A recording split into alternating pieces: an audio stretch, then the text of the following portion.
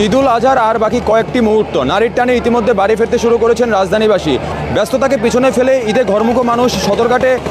প্রচুর উপস্থিতি আমরা দেখতে পাচ্ছি সকাল থেকেই, এবং বৃষ্টির পরেও কিন্তু থেমে থেমে কিন্তু আসলে যাত্রী এখানে আসছেন। সদরঘাট লঞ্চ টার্মিনাল যাত্রী আসছেন, এবং তারপরে কিন্তু আসলে লঞ্চগুলো কিন্তু নিজের সময় পর পর, অর্থাৎ যে লঞ্চগুলো আগে পরিপূর্ণ হবে সেগুলো কিন্তু ছেড়ে যাচ্ছে। এবং দর্শক, আমি আপনাদেরকে একটু দেখানোর চেষ্টা করি সদরঘাট লঞ্চ টার্মিনাল থেকে। সকাল থেকেই কিন্তু সদরঘাট লঞ্চ টার্মিনালে যাত্রীদের উপচে পড়া ভিড় ছিল, এবং যতই সময় গড়াচ্ছে ঠিক ততই কিন্তু আসলে মানুষের যে ঘরমুখ মানুষের যে আনন্দ পরিবারের সাথে ঈদ করা, সেটি কিন্তু আমরা সদরঘাট লঞ্চ টার্মিনাল থেকে আমরা দেখতে পাচ্ছি। এবং এখান থেকে চাঁদপুর, ভোলা, পটুয়াখালী, বরিশাল, সন্দ্বীপ, বিভিন্ন জেলার এবং লঞ্চগুলো ছেড়ে যায়, সেহেতু কিন্তু আসলে এখানে যাত্রীর চাপ কিন্তু আসলে প্রতি বছর ঈদে কিন্তু এখানে যাত্রী চাপ কিন্তু আমরা বেশ ভালোই দেখতে পাচ্ছি। এবং কিছুক্ষণ আগে কোস্টগার্ডের পক্ষ থেকে কিন্তু এখানে প্রত্যেকটা লঞ্চে অভিযান পরিচালনা করা হয়। কেউ ভাড়া বেশি নিচ্ছে কিনা, কেউ ভাড়া বেশি নিচ্ছে কিনা, এবং জীবন রক্ষাকারী যে সব সামগ্রী বয়া পর্যাপ্ত পরিমাণে লঞ্চে আছে কিনা, এবং যেহেতু এখন আষাঢ় মাস চলতেছে এবং বৃষ্টি বাদলের মাস, ঝড় তুফানের মাস, সেহেতু এই ঝড় তুফান মোকাবেলা করার জন্য লঞ্চের মধ্যে পর্যাপ্ত সেফটি সিকিউরিটি আছে কিনা সেগুলো নিশ্চিত করার জন্য কিন্তু আসলে ঈদের যাত্রাকে নির্বিঘ্ন করার জন্যই কিন্তু পুলিশের পক্ষ থেকে, প্রশাসনের পক্ষ থেকে, এবং BIWT এর পক্ষ থেকে, এবং সর্বোপরি গতকালকে আমরা দেখেছি সেনাবাহিনী কিন্তু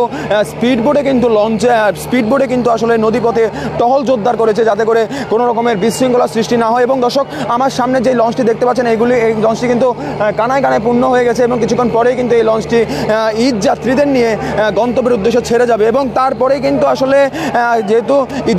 ঈদুল আজহার বাকি আছে আর ঠিক কয়েকটা মুহূর্ত, এবং যাত্রীদেরকে নিরাপদে পৌঁছে দিয়ে, এবং যেহেতু কালকে সকালে ঈদের নামাজের মাধ্যমে ঈদুল আজহার আনুষ্ঠানিকতা শুরু হবে, সেহেতু কিন্তু যাত্রীরা চাচ্ছে যত তাড়াতাড়ি সম্ভব বৈরী আবহাওয়াকে উপেক্ষা করেও কিন্তু আসলে মানুষ কিন্তু নারীর টানে বাড়ি ফিরছেন, এবং পরিবারের সাথে ঈদ আনন্দ ভাগাভাগি করে নিতে। এবং এই যে লঞ্চের যাত্রা নির্বিঘ্ন রাখার জন্য কিন্তু আসলে যাত্রীদেরকে বিভিন্ন রকমের সচেতনতামূলক যে ব্যানারগুলি রয়েছে, যাতে করে যাত্রীরা আসলে বুঝতে পারে যে ঈদ যাত্রা নির্বিঘ্ন করার জন্য কিন্তু আসলে যাত্রীদেরকে যে সতর্ক করা হয়েছে, যে BIWT এর যে পক্ষ থেকে যে ব্যানারগুলো দেওয়া হয়েছে, সেগুলো কিন্তু প্রত্যেকটি লঞ্চের যে পল্টন রয়েছে, সেই পল্টনের মধ্যে কিন্তু আসলে টানিয়ে দেওয়া হয়েছে। এবং বারবারই কিন্তু BIWT এর কোস্টগার্ড এর পক্ষ থেকে বলা হচ্ছে যাতে করে অতিরিক্ত যাত্রী বোঝাই যাতে না করা হয়, এবং অতিরিক্ত যাত্রী বোঝাই করে এবং লঞ্চের ছাদে যাতে অতিরিক্ত যাত্রী বোঝাই না করা হয়, যেহেতু এখন ঝড় তুফানের সময় চলতেছে। এই বিষয়টি আসলে কেন্দ্র করে কিন্তু অতিরিক্ত বাড়তি নিরাপত্তা ব্যবস্থা লঞ্চ কর্তৃপক্ষ নিয়েছে। এবং দর্শক, বেলা যতই বাড়ছে ততই কিন্তু আসলে যে লঞ্চে কিন্তু যাত্রী চাপ আমরা দেখতে পাচ্ছি। যেহেতু কিছুক্ষণ আগে এখানে বৃষ্টি হয়েছে, তারপরের থেকে আসলে ভোলা, পটুয়াখালী, ঝালকাঠি এবং পিরোজপুর, চাঁদপুর, নারায়ণগঞ্জের যে লঞ্চগুলো রয়েছে, সেগুলো কিন্তু আসলে এক এক করে যাত্রী পূর্ণ হওয়ার পর এক এক করে কিন্তু ছেড়ে যাচ্ছে। এবং আমরা আপনাদেরকে আরেকটু বলে রাখি, গতকালকে কিন্তু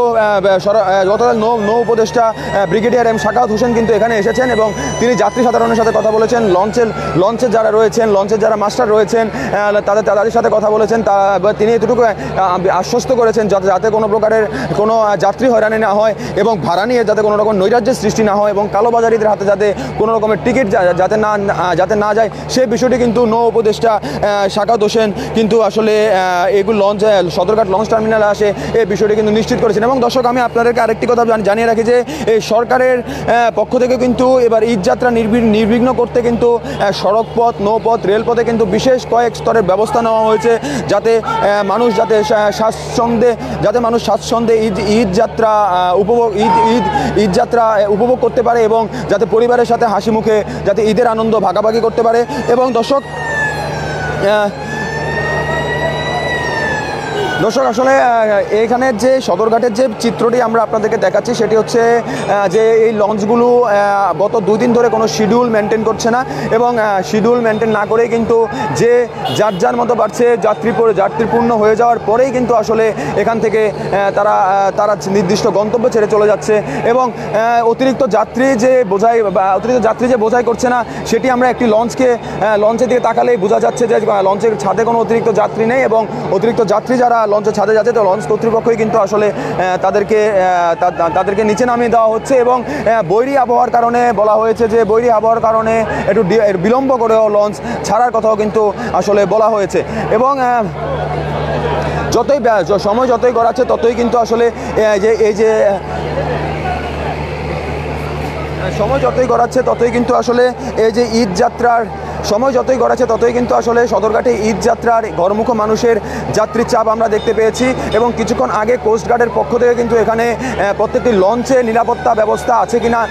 জীবন রক্ষাকারী বয়া আছে কিনা এবং কতজন ধারণ ক্ষমতার বেশি যাত্রী নিচ্ছে কিনা এবং সেই সাথে অতিরিক্ত ভাড়া বৃদ্ধি করা হচ্ছে কিনা সে বিষয়টি কিন্তু এখানে যারা কোস্টগার্ডের সদস্যরা রয়েছেন তারা কিন্তু এখানে প্রতিটি লঞ্চে এসে দেখে গেছেন এবং সেই সাথে নৌ পুলিশ এবং ফায়ার সার্ভিস এবং বাংলাদেশ সেনাবাহিনীরও বিশেষ টহল কার্যক্রম চলমান রয়েছে। সদরঘাট লঞ্চ টার্মিনাল থেকে ঈদ যাত্রার সবশেষ খবর নিয়ে সদরঘাট লঞ্চ টার্মিনাল থেকে জয় চক্রবর্তী, বাংলা ফ্লো।